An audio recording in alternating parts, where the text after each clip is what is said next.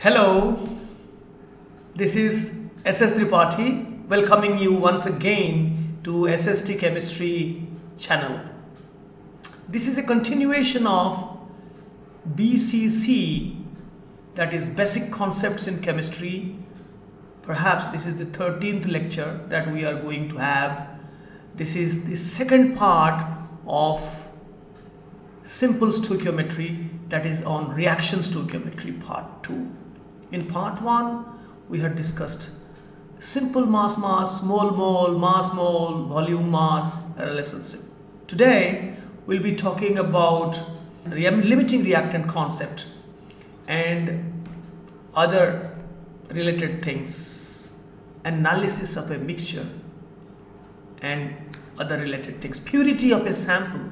So let us have that. And I remind you once again that if you are continuously following my lectures and liking my videos, then have you subscribed to my channel? Or in every video, if you are really taking the instructions from me, are you liking? Are you putting a thumbs up to it? If no, please do it. Don't. Often students, they forget to do this formality. It is not only this is a motivation to the instructor. Okay, let's start. Hello there. Once again, I welcome you, SS Tripathi here, to my 12th lecture on basic concepts in chemistry. This is on reaction stoichiometry part 2. In the previous video, we talked about mass, mole, mole volume, mole mass, and successive reactions. How to approach the stoichiometry? We first balancing the equation, and then following the balanced equation, if any one data is given, use that data to find the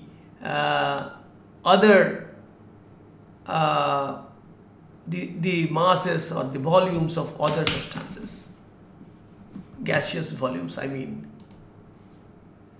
So in this program we will be talking of some really very interesting aspect of stoichiometry, that is limiting reactant first. I already told you in the beginning that in most of the reactions we always take one reactant in excess. So the other reactant, which will be completely exhausted, is called the limiting reactant. Now, when you find in a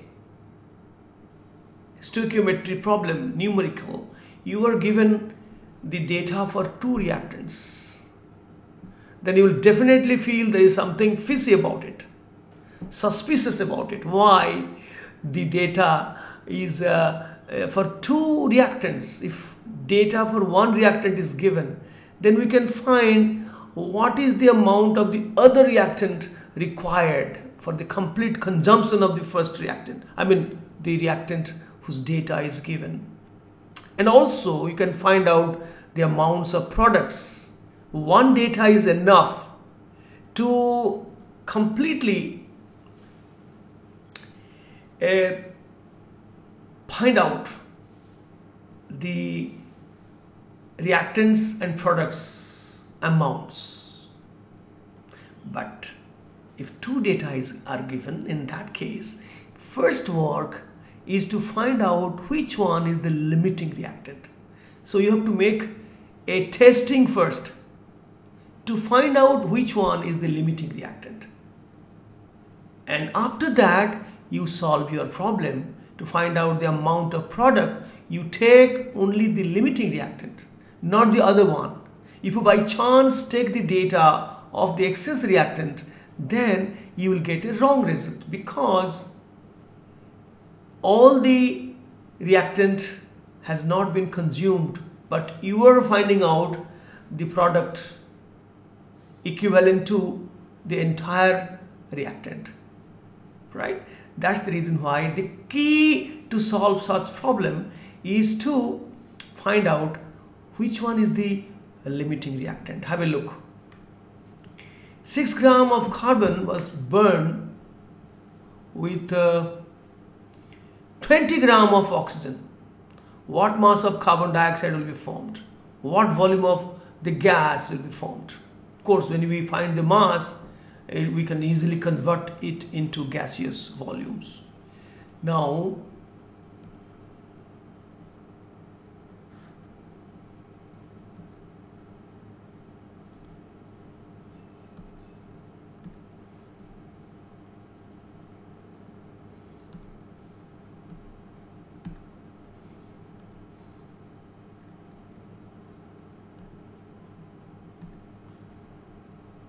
see, carbon plus oxygen will give you carbon dioxide, right? And it is a balanced equation. And stoichiometry says us that 12 grams of carbon will react with 32 grams of oxygen. This is 1 mole, the molar mass of carbon is 12, and this is 1 mole, the molar mass of oxygen is 32. So this is the stoichiometric relationship.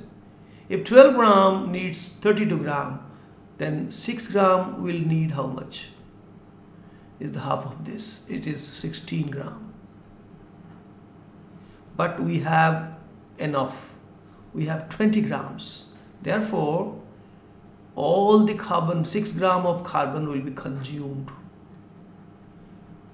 with 16 gram of oxygen. Still, 4 gram of oxygen will remain in excess.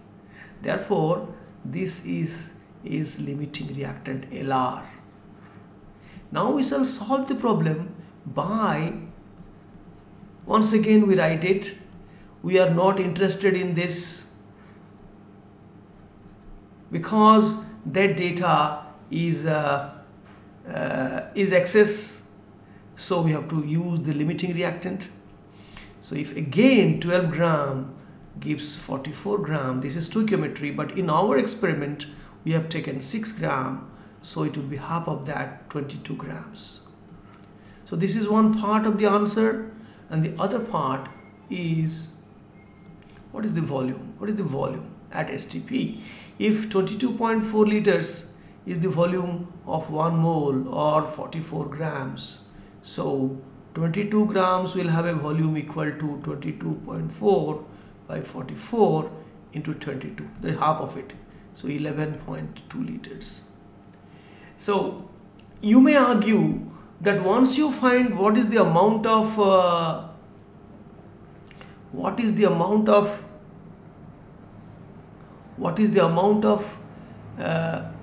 the excess reactant which has been really consumed, 16 gram. You can use 16 gram to solve the problem, to find the mass of the product. But sometimes you may commit a mistake by not taking 16, you might take 20.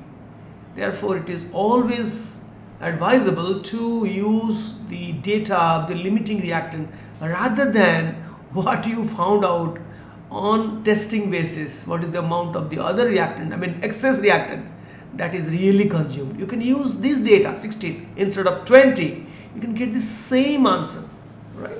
So let us solve this. I have already done before, this I have done it before, and let us solve another data.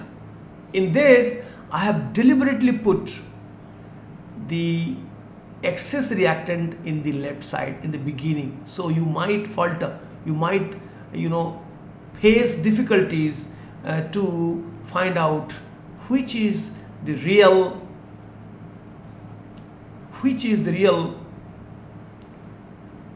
limiting reactant.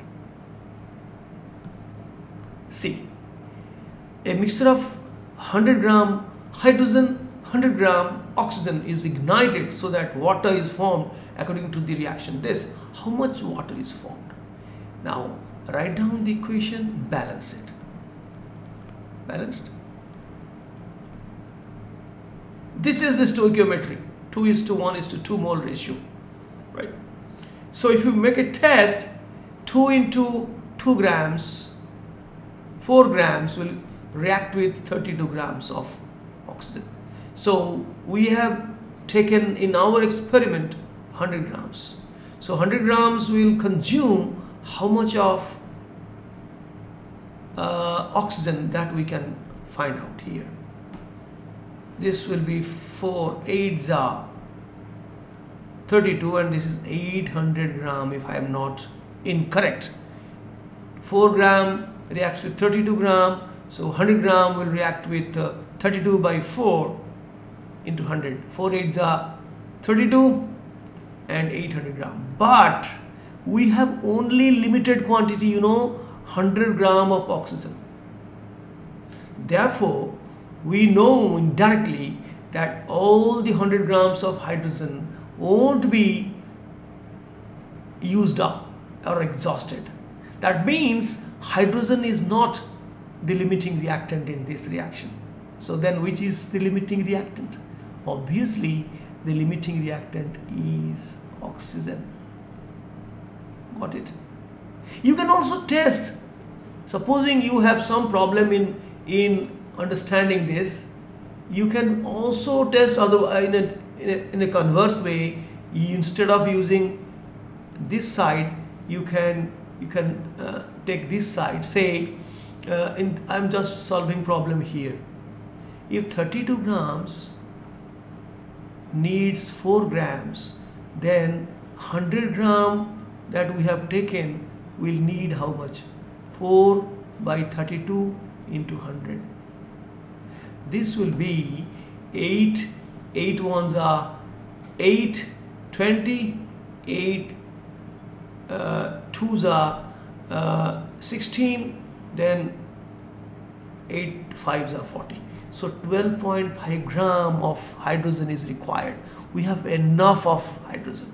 We have 100 grams of hydrogen, out of which only 12.5 grams will be used up and the remaining will remain in excess. In this way also we found directly that oxygen is the limiting reactant, not hydrogen. Therefore, you be very cautious while dealing with such problems involving two data of the two reactants. We have to first find out which one is the limiting reactant. Then we take the data to find the amounts of products, right? So once we find either directly or indirectly which one is the limiting reactant, here if you take from oxygen side, then we directly find that 100 gram of oxygen only needs 12.5 and there is enough of hydrogen, so oxygen will be consumed all and hence it is the limiting reactant. And the other way also we proved in the other way that here it is here. In the other way also we proved that 4 gram needs 32 gram of oxygen, so 100 gram will be needing 800 grams, so all hydrogen won't be consumed, will not be finished. Therefore oxygen is the limiting reactant. Make sure that one of the two is a limiting reactant, the other one is the excess reactant. If one reactant is not limiting, it is excess. In this case 100 gram needs 800 gram, so it will not be exhausted because we have only 100 grams of oxygen. 800 grams of oxygen, still 700 more grams of oxygen is needed. Therefore we know that hydrogen is the excess reactant. If hydrogen is the excess reactant, then obviously oxygen is the limiting reactant. But if you still have some problem in understanding, then you can do the other way. The other way. So 32 needs 4, 100 will need 12.5, which is much less than what we have taken. So all oxygen will be consumed. Right? We have done this. Then I have found out the this is rejected now. We have nothing to do with hydrogen now because that is the excess reactant. We don't bother. Then we take only the one which is limiting. This is LR. So 32 grams is given 2 into 18, 36 gram of water, and then 100 grams will give, because the question which is giving data 100 grams. So 100 grams of oxygen, if it will be completely consumed, of course it will be completely consumed, that we have already tested, will give you 112.5 grams of water. So that is the final answer. Got it? So in this way, you will be given some assignments to yourself solve them. Problems based on limiting reactant. I mean, to find out the limiting reactant out of the data of the two, out of the two reactants from the data, which one is really limiting, and take the data of the limiting reactant to find the amounts of products, whether it is in terms of volumes or mass. Now, this is another type of problem, that is on percentage of purity of a sample. Often when we analyze a sample, natural sample, it is not pure. So how much pure compound is present in that impure sample? We have to make analysis, and whatever we get out of the analysis, if that amount is X, the pure compound, the amount is X, and the mass of the impure sample is Y. So this is X by Y into 100. So the percentage of purity is equal to the mass of the pure compound in the sample. Say we are taking limestone, which is basically a mineral of calcium carbonate. So what is the percentage of calcium carbonate, or what is the percentage of purity in that particular sample, is the ratio, the mass of calcium carbonate present divided the mass of the sample into 100. So this numerator part you will find out from stoichiometry calculation. Other data would be definitely given to you, and based on that data you will have to find out, calculate what is the mass of the pure compound present in that sample will be used or has been used, because that will be definitely taken as the limiting reactant, and the other reactant, the other reagent will be deliberately taken in large excess, so that we are analyzing a sample. So the sample or the compound present in the sample should be all exhausted, right? So this is nothing to do with limiting reactant, that is gone. If you are in a hangover of limiting reactant, please come away. This is percentage of purity. First, the product data is used to find out. In this situation, the question will be giving you the product data. By using that, you find out the amount of the pure compound present in the impure sample that has been consumed. If that amount is found out, then the mass of the impure sample is given, so you can find out the percentage purity. Make sure that the data, the impure sample data, will not be used till the end. Till the end. Now we shall solve a problem. Say 4 gram of a sample of calcium carbonate. Sample means it is an ore or some impure sample containing sand as impurity. In these cases, make sure that the impurities present in the impure sample does not react with the reagent with which the original compound present in the sample, which is to be analyzed, which is to be found out how much. That will only react, but not the impurities. That is the assumption that we have to make here, so that we just neglect the role of impurities and only take the pure substance. So 4 grams of an impure sample of calcium carbonate may be limestone, may be marble, may be chalk. There are so many minerals or ores of containing calcium carbonate as the major, the principal component, is treated with an excess of hydrochloric acid. Now let's write down that. Say this is calcium carbonate, is treated with excess HCl. I told you that since we are analyzing this sample, you have to take the other reagent in excess, so that all the compound, the pure compound present in the sample, will be used up. So that will obviously produce CaCl2 plus water plus carbon dioxide. So we have to balance it, right? We have to balance it. So it is 2 HCl is over, right? Now let us see which ones are involved in this particular case. So we need to have the calcium carbonate.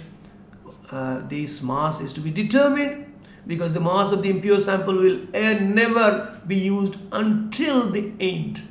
And we have the data carbon dioxide. So here, so these are the two things required, involved. And of course it has asked, no, it hasn't asked anything else. Now then we do in a reverse way. If 44 grams is produced, 44 grams of CO2 is produced from 100 grams of calcium carbonate, because that is the molar mass. 40 plus 12 plus 16 3s are 48.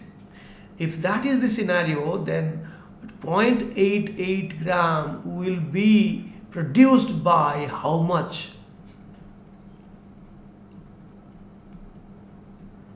And this will come, I have already done this will come exactly 2 grams. Exactly 2 grams.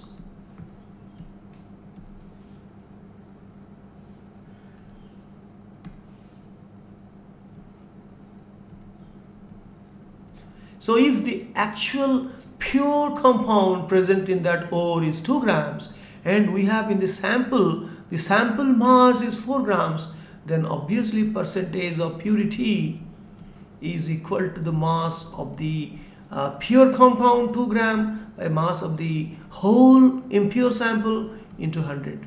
50% is the purity percent. But make sure we have presumed that the other 50% of the impure sample does not react with HCl, right? So let us proceed further, take up another problem on this. Calculate the mass of a sample of oxalic acid crystal, not merely oxalic acid. Oxalic acid crystal having 80% purity.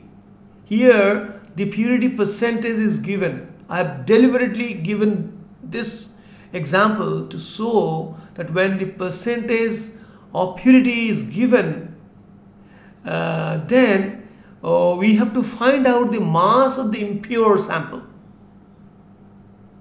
In the previous numerical, we knew the mass of the impure sample, 4 gram. And we wanted to find out the percentage of purity. But here the percentage of purity is given and you are asked to find out the mass of the impure sample. Wait, which when react with excess acidified KMnO4 solution produces 500 ml of dry carbon dioxide at this temperature and pressure. Calculate the mass of the sample. Mass of the sample means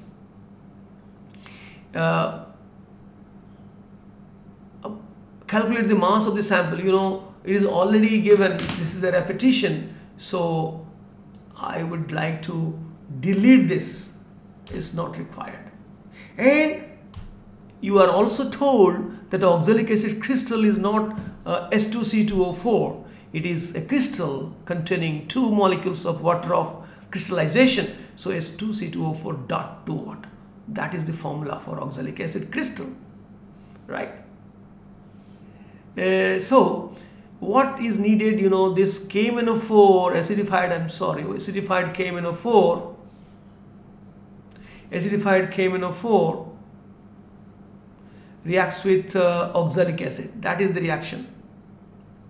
So if you write down this the molecular equation, acidified is always with sulfuric acid, not with hydrochloric acid or any other, because chloride ion is a good reductant, so it might be oxidized. Therefore, a non-oxidizing acid, an acid not containing any reductant. For example, this is a proven oxidant, so if the acid will contain a good reductant like chloride, bromide, iodide, then that will, instead of reaction with other reagent like ferrous sulfate or oxalic acid, here there will be reaction between themselves. So we always take sulfuric acid plus oxalic acid. And the products, if you are very thorough in LOC, you can immediately predict it will be K2SO4 plus MnSO4 plus carbon dioxide plus water. Here is a hint, carbon dioxide is given as one of the products. So the other products you can guess. If you are not thorough in LOC, language of chemistry and logic of chemistry, then you can just have a guess. K2SO4, MnSO4. Can you tell me what will be the change in oxidation number? Just I am reminding you from the LOC days. This is +7, manganese here, this is +2. And carbon is here +3, this is +4. Right? So we have to balance this. We have to balance this equation by using any method that you know, like oxidation number method, like partial equation method, whatever. So I have got it. This balanced equation is 2, 3, 5, 1, 2, 10, 8. 2, 3, 5. I've done it. To save time, I'm doing it here. 2,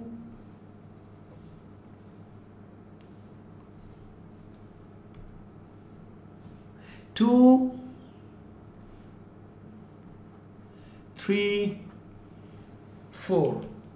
2, 3, 5.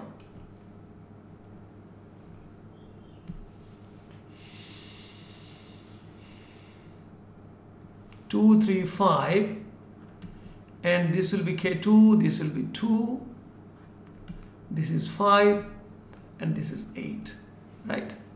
So if that is the scenario, this is the stoichiometric relationship, then we have to find out, say the data is that of carbon dioxide at this temperature and pressure. So our first job is to find out what is the STP volume. By using this combined gas equation, our first duty is to find what is the volume at STP. If the pressure is 800 millimeter, volume is 500 milliliters, temperature is 298, 25 Celsius means 298. So what is the volume at one STP condition? That I'm getting, I've done it, I'm getting 482.16. So this STP volume is coming 482.16.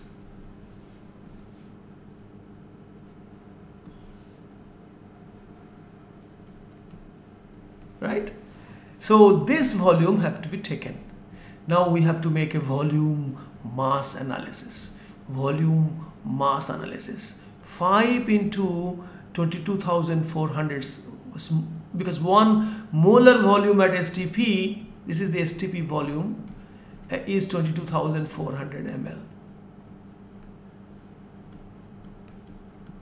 So if 5 into 22,400 ml is produced by, let us do it in a reverse way, 2 into the molecular mass of KMnO4 is 158. 39 plus 55 plus 16 4s are 64 is 158 gram. This is a mass volume relationship.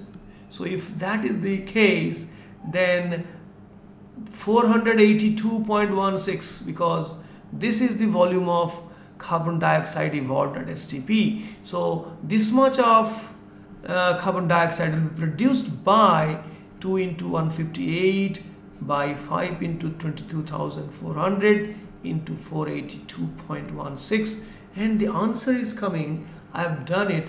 It is coming 0. Let me now use this slide to explain to you.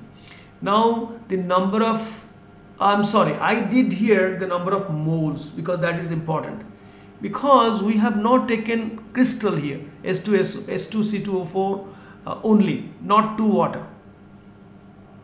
Had we taken 2 water, then we would have taken directly in gram. It's not 150, it's not we are of course we are not interested in here, because if you take water here it will be more water, say I don't know, we have to freshly balance it. We have to freshly balance it. I think there will be 5 to 5, if this will 5 to the 10 water will be here in excess, so this will be 18 water, right?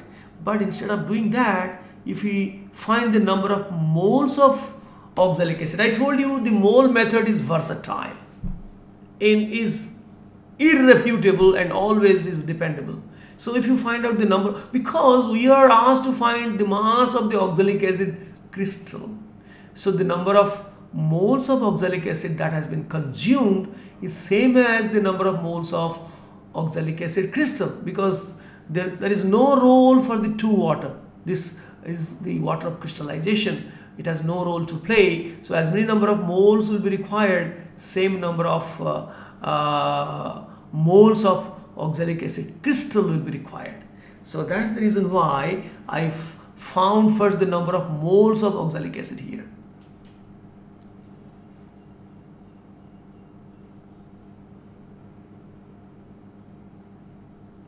I'm sorry, KMnO4 is not given here. I have unnecessarily spoiled your valuable time.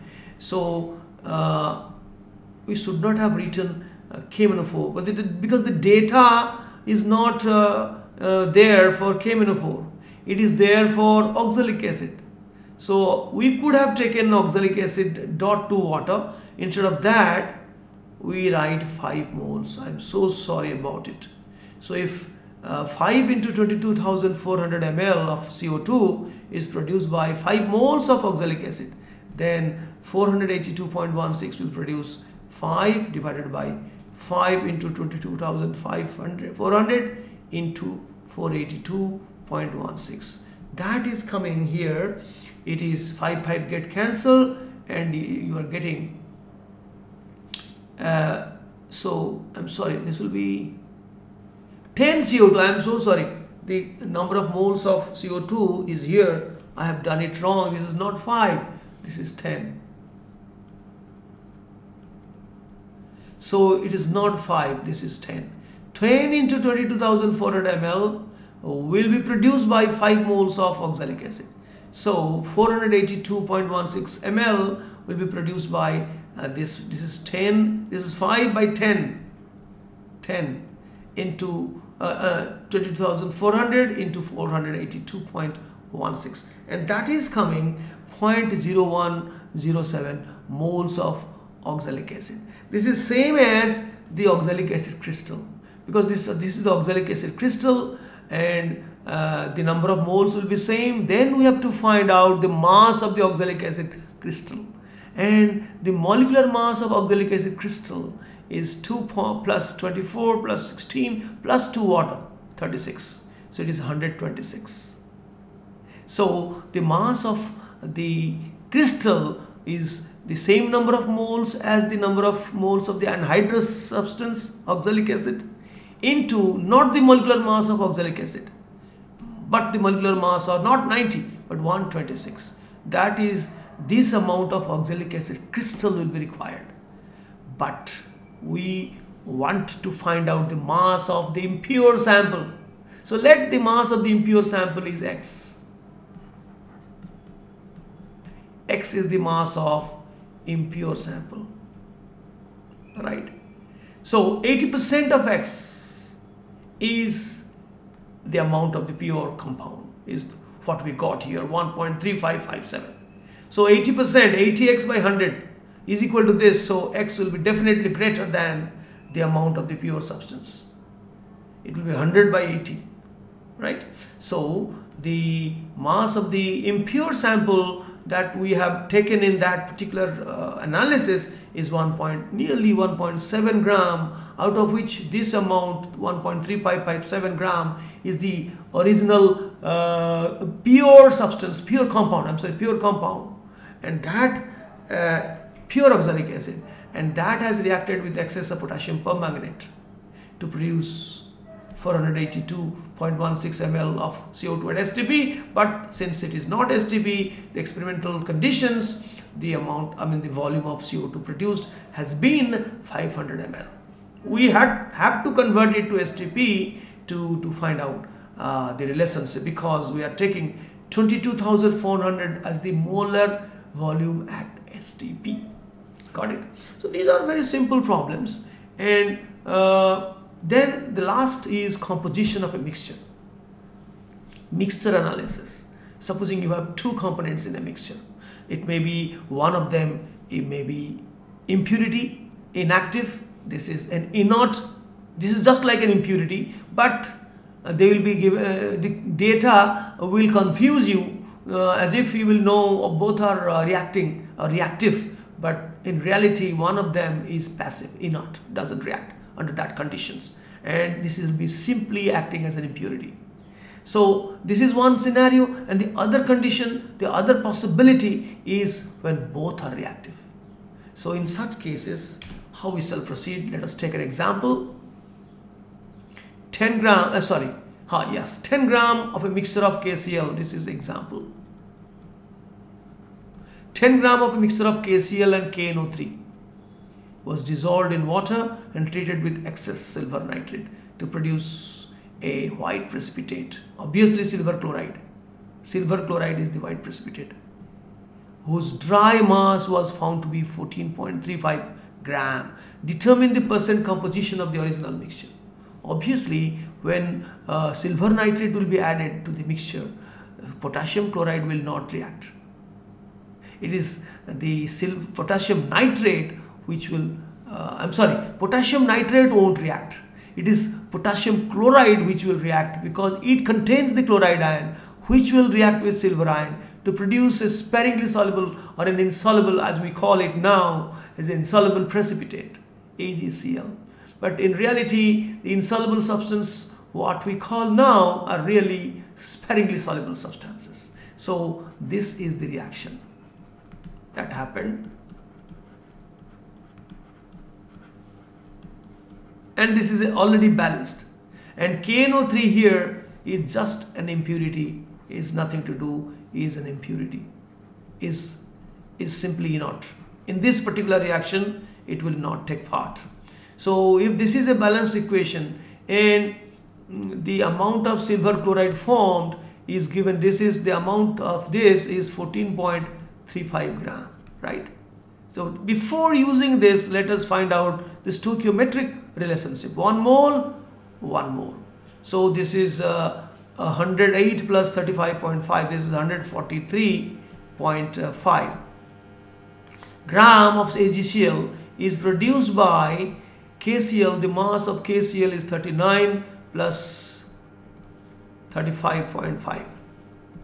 This is 74.5 gram. If this is the stoichiometric relationship, then in our experiment what we have done is this, is if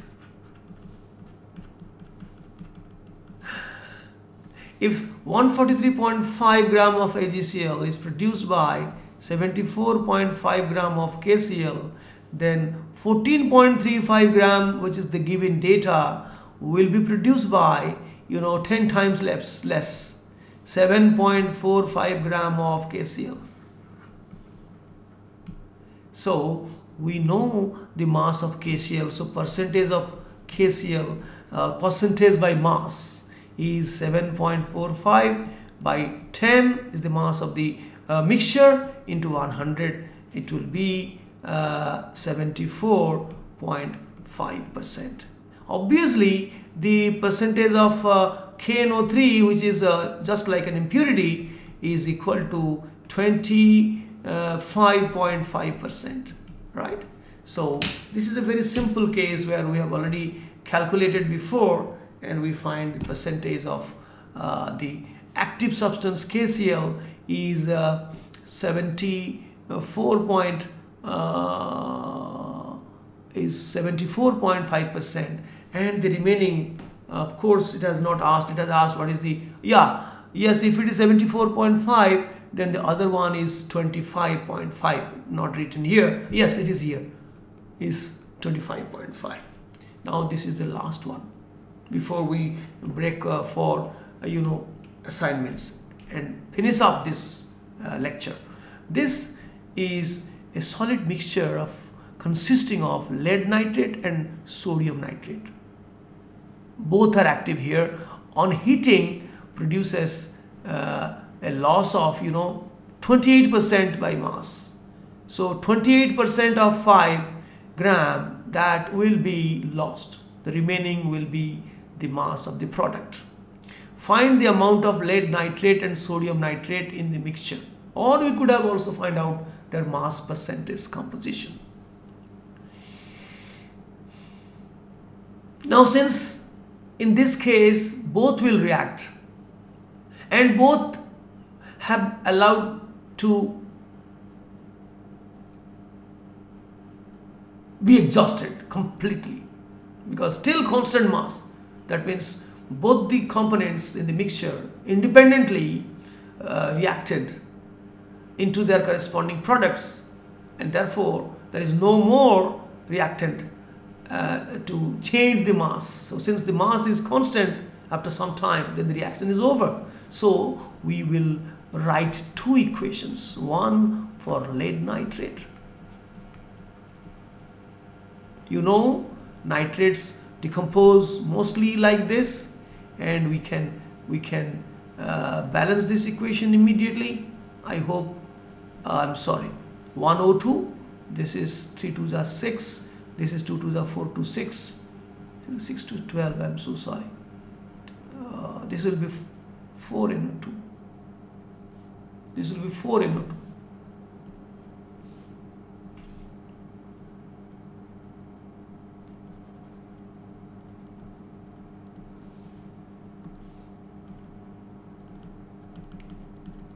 Right. So I hope this is balanced. 2 2s are 4, this is 4, and the oxygen is 2 plus 4 2s are 8 plus 2 10 to 12, this is 3 2s are 6 to 12. So this is balanced. Now and another equation you can write down, just leaving some space to devote for calculation purpose. Leave some space and write the other reaction equation. Sodium nitrate will decompose in a different way. It will not produce this oxide, or it will not produce nitrogen dioxide. Simply it will be producing oxygen and the nitrite of the metal. So this will be 2 and 1. Right, this is the balanced equation. Then let us pick up this one. If this amount is X, supposing lead nitrate, the amount is taken X, so the other one is 5 minus X. So and what is the mass loss? Because these are the gases which are responsible for the loss of mass. But this will be consumed, and this will remain as a residue, and whatever will go out of the vessel, out of the reacting vessel, are the gases. And the mass loss is due to this escape of these gases. Now let us focus on the mass loss. If 2 into, what is the molecular mass of is 331.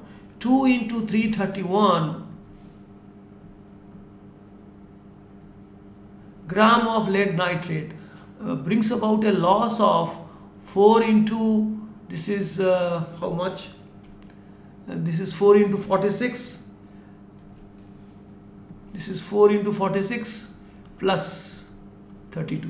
1 mole of oxygen. altogether it will be 216 gram.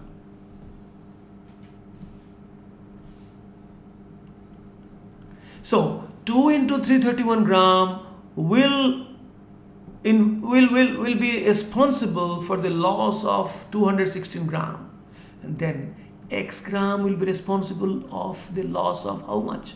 It will be 216 by 2 into 331 into x. This is equation 1, right? Then do the same thing for sodium nitrate. 2 into, I think this is 85. This is molecular mass. 2 into 85 grams of sodium nitrate is responsible for the loss of 32 grams. So 5 minus x, because the total mass of the mixture is 5. So 5 minus x gram will involve the loss of 32 by 2 into 85 into 5 minus x, right? This is equation 2. I mean relation 2. So this is the loss from lead nitrate side, and this is the loss from sodium nitrate side. But what is the actual loss? Actual loss is only 28% of 5. So what is 28% of 5 is this. I've done it in a very messy manner, so it is always better to do it once again for you. And so 20% of 5 is how much? Let's find out what is the 20% mass loss. Actual mass loss, last loss is equal to 20% or 28%. 28%, I'm sorry. 28% of 5. This is 28% of 5 is how much? Yeah, 28% of 5 is like this. So let it be like that. So what we do here, so let us add up. Let us add up here. So it is in the first reaction, it is how much? 216, if you remember, divided by 2 into 331 into x. It is the loss from the lead nitrate side, and from sodium nitrate side the loss has been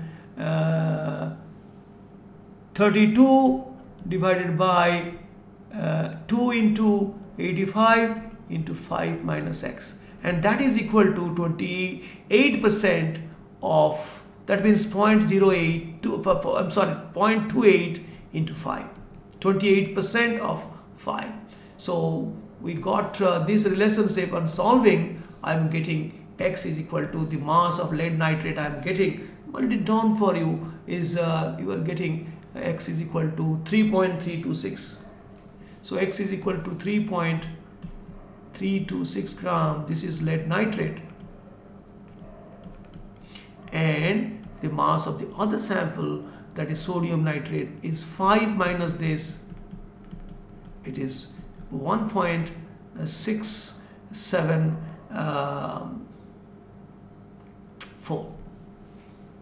6 point, yes, it is 1.674. So that is the way. You are not asked here to find out the mass percentage. You are simply asked to find out the mass present in that 5 gram mixture. Had it been percent, then the percentage of lead nitrogen is 3.325 divided by 5 into 100. So you are not asked.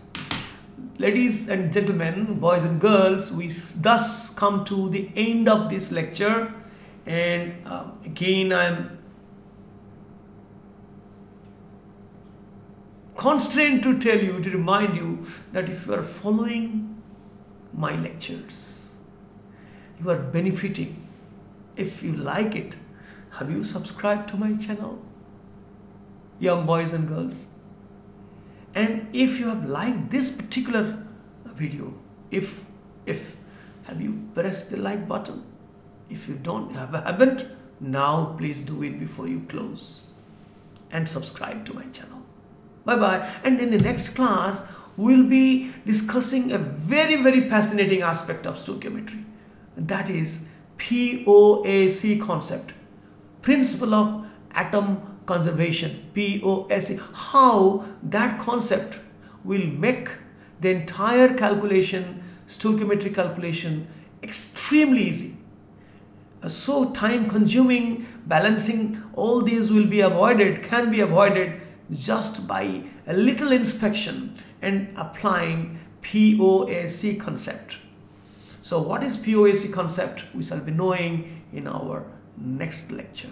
Until then, bye bye.